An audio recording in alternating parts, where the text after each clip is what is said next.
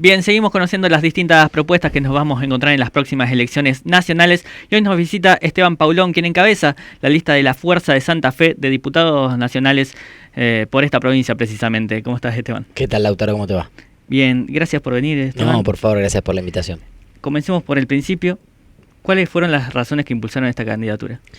Bueno, yo vengo militando hace más de 30 años en el Partido Socialista, me sumé muy joven, a los 15 años, a partir de un foro juvenil que había convocado el entonces concejal Hermes Wiener.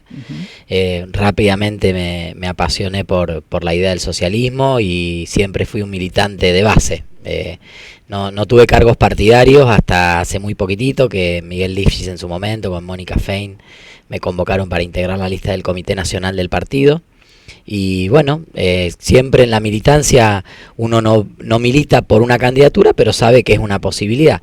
Sumado a eso también creo que la visibilidad pública de llevar adelante una causa que es muy importante para el socialismo, de todo lo que tiene que ver con la agenda de la diversidad y de la igualdad, me parece que también hace que en este momento se me haya convocado a esto, que asumo con una enorme alegría, pero también una enorme responsabilidad, porque obviamente cuando uno ve 127 años de historia del socialismo, quienes pasaron por la legislatura nacional representando a nuestro partido, bueno, wow, qué peso. No me compararía con ninguno de ellos y de ellas, pero sí con muchas ganas de ir a trabajar al Congreso por Santa Fe. Decíamos, Esteban, la lista se llama La Fuerza de Santa Fe. ¿Cuál es la Fuerza de Santa Fe? Bueno, la Fuerza de Santa Fe porque creemos que lamentablemente en los últimos años se ha dado una dinámica donde muchos de los legisladores y legisladoras nacionales que son electos terminan yendo a Buenos Aires a defender el proyecto político de su padrino o madrina nacional y no los intereses de los y las santafesinas, porque si no nos explica que la provincia que aportó el año pasado el 13% de los recursos de la recaudación impositiva al fisco nacional reciba muy poco en compensación y a su vez sigamos esperando obras y políticas que llevan décadas. Nosotros tenemos décadas esperando la autovía 33. Se lleva un montón de vidas por siniestros viales por año esa autovía y seguimos esperando, es una licitación permanente, siempre está en licitación. Seguimos esperando la ruta 11 hacia el norte, que es un desastre. Seguimos esperando la ruta autopista 34. Seguimos esperando la adecuación de todas las instalaciones ferroviarias de la zona de Rosario, la O12, para que realmente todo lo que es el corazón productivo de Argentina tenga más herramientas para producir más y generar más riqueza. Uno a veces pareciera que lo que estamos planteando es, bueno, no, para que Santa Fe se beneficie. Si Santa Fe crece, el país crece, porque Santa Fe es el 10% del Producto Bruto de Argentina. Entonces creemos que hay mucha postergación y después ni que hablar, por supuesto, en temas de inversión en seguridad pública. No puede ser que la provincia que está más atravesada por el narcotráfico, delito federal, esté esperando y mendigando por el nombramiento de jueces, fiscales y la reforma de la justicia, y sea una de las 4 provincias que menos inversión pública en seguridad recibe por habitante en Argentina. Entonces es como que una disociación entre lo que debiera ser Santa Fe en el concierto nacional y ser atendida en el concierto nacional, y que después pasa con los gobiernos nacionales, y vemos que muchos de los legisladores y legisladoras, por caer bien o por no enemistarse, por no pelearse con el proyecto político que lo llevó a la banca, de golpe hacen silencio en el Congreso. Y nosotros creemos que no, que hay que ir a alzar la voz, como la han alzado estos años Mónica Fein y Enrique Esteves. Por eso quiero ir al Congreso a trabajar con Mónica y ojalá conmigo más compañeros y compañeras de nuestra lista para llevar esa fuerza de Santa Fe al Congreso de la Nación. ¿Se pueden conseguir soluciones concretas desde el Congreso o es una cuestión más ligada al Ejecutivo? Mirá, yo en mi militancia, después que Hermes Wiener me convocó al socialismo y me sumé hace muchos años, en la década del 90, siempre estuve más vinculado a lo ejecutivo. Y veía lo legislativo con un poco de desdén, como diciendo, bueno, hay mucho debate y no pasa nada. Y me tocó en el año 2007 trabajar por primera vez en el Parlamento Nacional, era secretario parlamentario del bloque socialista en ese momento, y en primera persona viví como activista de la diversidad en las leyes de matrimonio igualitario y identidad de género, como cuando uno va a trabajar, va con un proyecto, va seriamente. Yo no era legislador, era activista del colectivo LGBT, pero trabajaba ahí dentro de la Cámara y pude junto a otros compañeros y compañeras, a empujar leyes que le cambiaron la vida a muchísimas personas, a mí mismo y a otras tantas personas que han podido casarse, han accedido a la identidad de género, han sido dignificados y reconocidos en derechos en el país. Entonces, finalmente desterré esa idea que tenía de que qué pasa en el Congreso o en los consejos municipales. Son lugares donde si uno va seriamente y trabaja, se pueden conseguir muchas cosas. Lo que pasa es que, claro, sobre 257, si yo te pregunto ahora que me cuentes cuáles son los 19 diputados y diputadas nacionales por Santa Fe, me vas a poder nombrar 7, 8, 9. El resto, a mí trabajando en el Congreso me pasa encontrarme en reuniones con gente que dice, me saluda, ¿no? Hola Esteban, ¿cómo está? Quizá porque me conocen por el activismo. Hola, ¿qué tal? Y digo, ¿quién es? Diputado tal, diputada tal. Entonces, la verdad es que el socialismo siempre ha tenido una actitud de ir a trabajar al Congreso. Si vas a trabajar, sos serio y sos responsable, se pueden lograr muchísimas cosas y le podés transformar la vida a muchísimas personas. Y en cuanto a la agenda de diversidad que nombrabas hasta ahora, Esteban, ¿crees que hay algunas deudas que podrían atenderse con vos en la banca? Sí, por supuesto. Bueno, yo voy a defender Santa Fe y también llevo esa agenda porque es parte de lo que soy. Nadie... hace años que soy abierto en relación a dónde milito, cuál es mi vida familiar, mi sexualidad y en ese sentido no hace falta contarlo mucho. Obviamente que tenemos ahí dos leyes importantes que el partido viene impulsando junto a los colectivos, que son la ley integral trans y la ley antidiscriminatoria, que tienen estado parlamentario, proyecto de Mónica Fein. Ojalá el 10 de diciembre cuando asuma pueda tener esos proyectos con estado parlamentario, con mi firma como diputado patrocinante, ¿no? ¿Y por qué crees que se patean para adelante estas cuestiones y no son tratadas? Bueno, el Congreso va teniendo distintos climas y distintos momentos y va tratando temas en función de las necesidades sociales. En su momento la ley de matrimonio y la ley de identidad de género fueron temas de primera línea y se debatieron en todos los ámbitos. Esto fue ya hace más de una década. Pasó hace poco con el aborto, con el derecho al aborto, donde bueno aparecen temas. Pasó con la ley de humedales, que logró Enrique Esteves que se tratara al menos en las comisiones. Después el lobby de muchos gobernadores y gobernadoras hizo que no se pudiera avanzar, pero digamos en un momento tomaron una visibilidad pública. A veces es difícil que las temáticas se sostengan en el tiempo, ¿no? Porque también hay un montón de otras urgencias. El Congreso nos debe una nueva ley de alquileres. Yo te digo, bueno, vos tenés muchos años menos que yo, pero digo, yo soy de una generación que cuando cumplías 18 años y conseguías un trabajo, empezabas a sacar cuentas a ver cuándo te ibas a vivir solo. Y hoy yo digo, pibe, no sé, mis sobrinos cuando lleguen, tengo uno que está a 2 años de llegar a los 18. 18 años, terminar la escuela, ¿quién se va a vivir solo? Con los requisitos que hay, con lo que cuesta un alquiler, es imposible. Entonces, ahí tenemos un tema que no logramos poner en agenda. Y tenemos, por supuesto, todo el tema ambiental, que a veces lo vemos como algo muy en abstracto, ¿no? Los últimos días circulan noticias de ola de calor en Europa, se derritió un hielo del tamaño de Argentina en la Antártida, ¿no? Y uno lee esas noticias y dice, ¿qué pasará? Y la verdad que nosotros acá en la provincia lo tenemos en primera persona. La quema de humedales, que la padecemos en Rosario buenas temporadas del año, y ahora la sequía que ha impactado en la economía, en la actividad económica, en los pequeños y medianos productores de nuestra provincia, que son los que no tienen la espalda de los silos llenos de grano, que la sequía de este año, que ha reducido el 40% la producción agropecuaria, es consecuencia de la sequía. Entonces son temas, el tema ambiental, el tema de la equidad de género, el tema de, obviamente, de esos recursos que se nos deben a Santa Fe, son todos temas que tienen que estar sobre la mesa y que tienen que ser nuestra prioridad como legisladores. Decías que necesitamos una nueva ley de alquileres. ¿Cómo debería ser la ley de alquileres que vos crees que tendría que tener el país?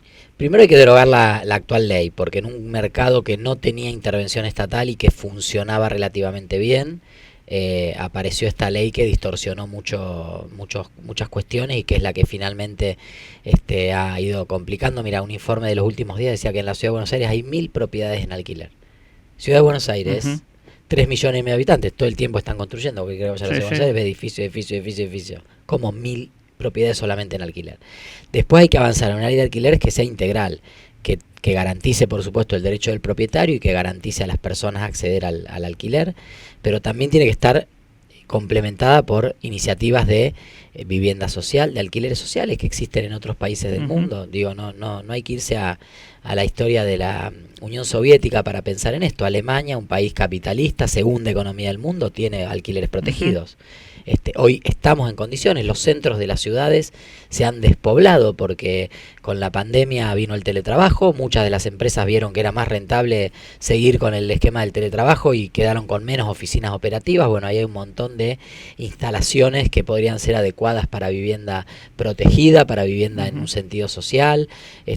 Por supuesto también fortalecer los programas de construcción de vivienda para sectores que no pueden acceder a un alquiler o no pueden comprar una vivienda, y también obviamente para poder avanzar en planes de vivienda para los sectores medios. Pero hay un tema que es el que distorsiona todo y es la inflación. Entonces me decís, ¿qué solucionamos con la ley de alquileres?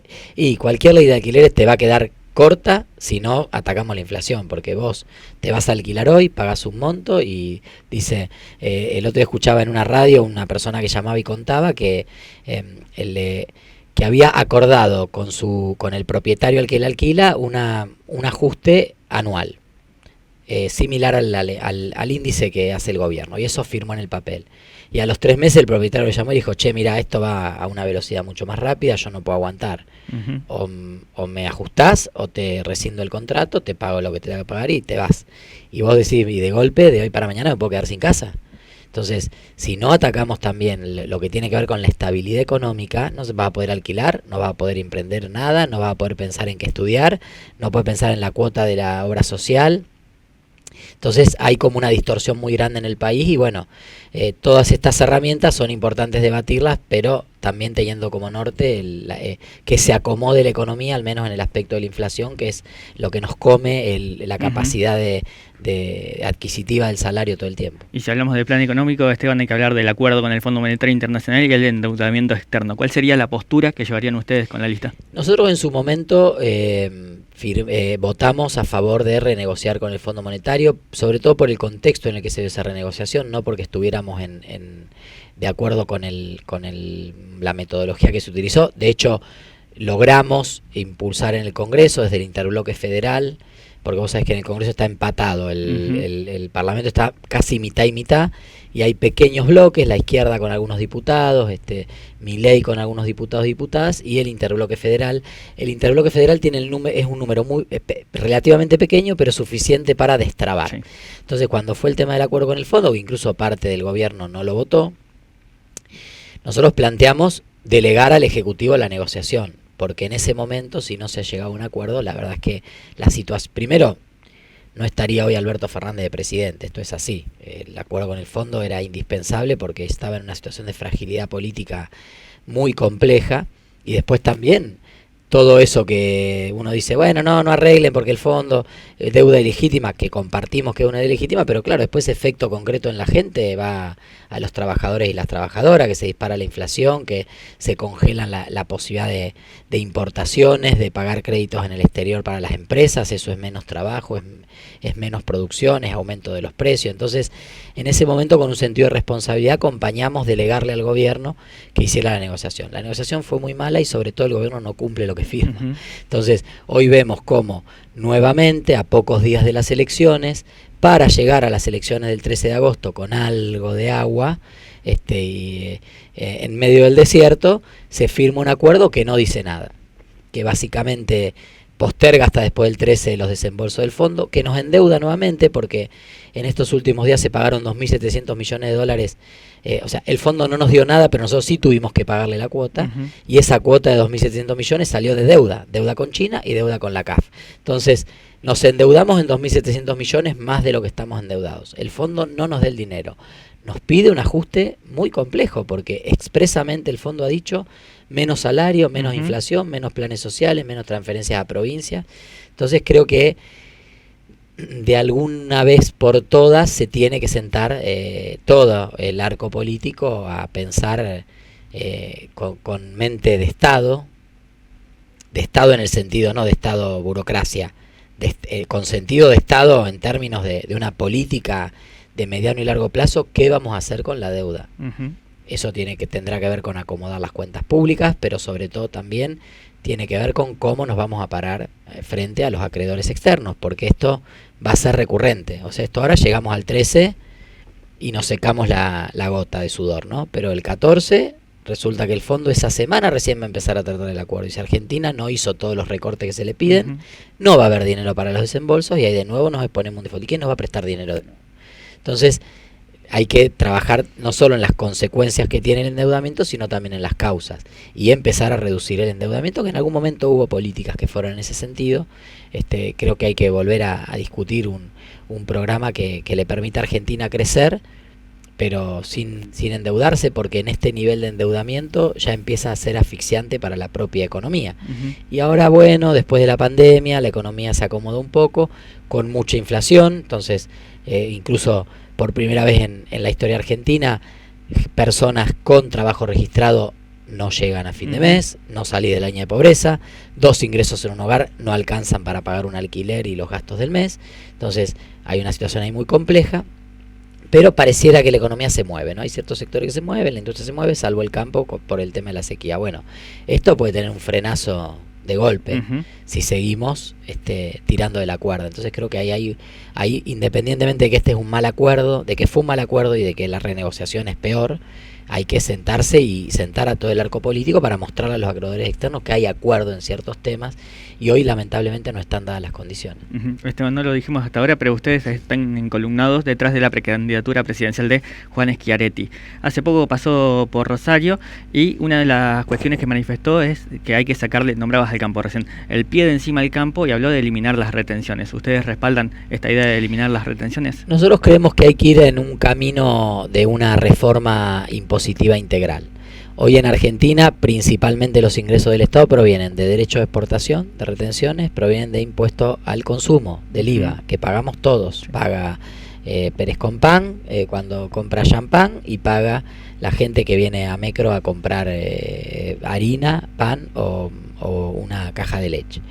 Entonces, los países que se han desarrollado en base a impuesto a las ganancias, impuesto a las grandes fortunas, y ese es el esquema tributario al que tenemos que ir. Entonces, en cierto sentido, yo sé que para los sectores del campo es importante la discusión de las retenciones, obviamente, pero cuando uno ve el mapa general, es uno más de los aspectos que hay que revisar. Juan Schiaretti ha planteado, y lo ha dicho también en la conferencia de prensa, que diversos estudios demuestran que por cada dólar que se baja de retenciones, 65 centavos de dólar vuelven al Estado en términos de otros impuestos, ¿no? Fundamentalmente impuesto a la riqueza, impuesto a las ganancias, bienes personales, etcétera. Entonces tenemos que ver el mapa general de la cuestión impositiva. Nosotros impulsamos hace mucho tiempo una reforma integral impositiva. Ninguna de estas medidas se puede tomar de la noche a la mañana porque desfinanciarían al Estado. Entonces son temas a evaluar, hay que ver cómo se reordena la matriz impositiva. Vos sabés que, por ejemplo, ingresos brutos, que es uno de los impuestos que se paga a nivel provincial, se cobra en todas las estaciones de la cadena de producción. Entonces, lo paga el que vende el producto, la materia prima, lo paga el que compra el envase, el que compra el material del envase, lo paga el que produce el envase, lo paga el que le vende el envase al que envasa, lo paga el consumidor cuando... Entonces, es un impuesto que se paga 5 o 6 veces sobre lo mismo. Entonces, bueno, hay una reforma integral a realizar, donde paguen más los que más tienen, los que tienen más capacidad contributiva, donde los sectores populares paguen menos impuestos, y eso repercute en una disminución del costo, sobre todo de los alimentos, que hoy es donde más aumenta la inflación. También esto hay que decirlo, o sea, la pobreza aumenta porque donde más aumenta la inflación es en los productos de la canasta básica y en los alimentos. Y bueno, buscando ese equilibrio, probablemente se puedan ir viendo reducciones temporarias, paulatinas más que temporarias, en este caso este impuesto, el derecho de exportación, pero siempre pensando que el Estado sostenga el nivel de ingresos que le permita funcionar y brindar los servicios que tiene que brindar, fundamentalmente justicia, seguridad, salud, educación y la asistencia social, obviamente, jubilaciones y pensiones. Bien, Esteban, por último te consulto por el armado electoral. Acá en Santa Fe participan de Unidos para Cambiar Santa Fe, sí, pero a nivel nacional no lograron acuerdos con el ala de Juntos por el Cambio, digamos, y van con Juan Schiaretti. ¿Cómo se explica esto? No lo buscamos el acuerdo con Juntos por el Cambio. Nosotros creemos que hay que ir a una etapa de una política que supere la grieta y Juntos por el Cambio representa básicamente la grieta, ¿no? Juntos por el Cambio por un lado, Unión por la Patria por el otro.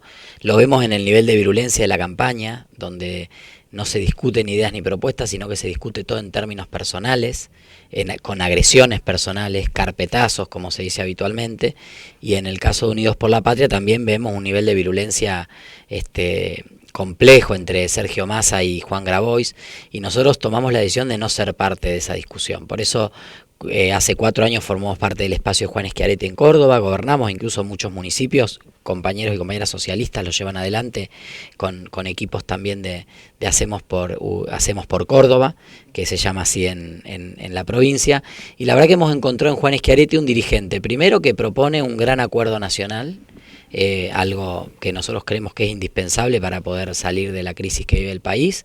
En segundo lugar, con una profunda mirada federal. Hablábamos antes de la defensa de Santa Fe, él se plantó frente a los distintos gobiernos y logró para Córdoba muchas de las cuestiones que ojalá hubiera peleado y logrado el gobernador Perotti en estos 4 años, que hizo un pésimo acuerdo por la deuda histórica y no ha reclamado ni por obras, ni por seguridad, ni por nada. Y después realmente creo que expresa esa idea de un país productivo que se vea integralmente. Yo sé que estos últimos días hubo mucho debate con los tuquitos de Recoleta. Mi mamá es porteña, nació en el barrio La Boca, en calle Patagones. Creo que Buenos Aires es una capital maravillosa y es una ciudad que nos enorgullece en el mundo. Creo también que muchas veces los y las gobernantes llegan a puestos de poder y empiezan a mirar el país a través de las lentes de la ciudad de Buenos Aires. Y Argentina es mucho más que la General Paz, ¿no? Y de hecho, el 90% de las candidaturas a presidente en esta elección son de la Ciudad de Buenos Aires. Creo que, salvo Juan Schiaretti, el otro que está más lejos es Sergio Massa, 40 kilómetros del centro, en Tigre. Se fue un poquitito de la General Paz, pero la verdad que actúan y accionan y deciden con el prisma de la Ciudad de Buenos Aires. Y eso es lo que creemos que nos entusiasmó de Juan Schiaretti, la posibilidad de un proyecto de unidad nacional con mirada federal, con capacidad de gestión, que ha sido revalidada recientemente por su electorado en Córdoba, tanto en la provincia como en la ciudad, así que nos sentimos muy cómodos en ese espacio. Obviamente hay matices, como en todos los espacios, tampoco los otros espacios son jardines de rosas, hay diferencias, todas las coaliciones tienen diferencias, pero creemos que son muchas más las coincidencias y la mirada de país que compartimos con Schiaretti y con Randazzo. Bueno, Esteban, te agradecemos muchísimo tu tiempo y bueno, a medida que avance el cronograma electoral seguramente nos volvemos a encontrar. Cómo no, muchísimas gracias. Gracias.